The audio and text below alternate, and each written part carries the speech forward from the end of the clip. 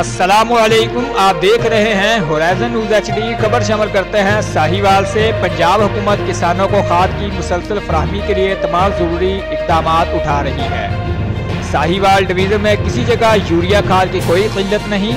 खाद डीलरों को स्टॉक डिक्लेयर ना करने पर अब तक 10,72,000 रुपये जुर्माना किया जा चुका है। 652 इंस्पेक्शन में 35 मुकदमात भी दर्ज किए गए। कमिश्नर अली बहादुर काजी। ज़िलाई इंतजामिया ज़रूरी अशिया की कीमतों पर भी कड़ी नज़र रखे। चीनी, आलू, प्याज और टमाटर के नरखों में कमी आ रही है। कमिश्नर ऑफिस में होने वाले खाद की फराहमी और कीमतों के जायजा इजलास में ब्रीफिंग। रिपोर्ट महबूब चौधरी, सरपरस्त आला होराइजन न्यूज़ HD।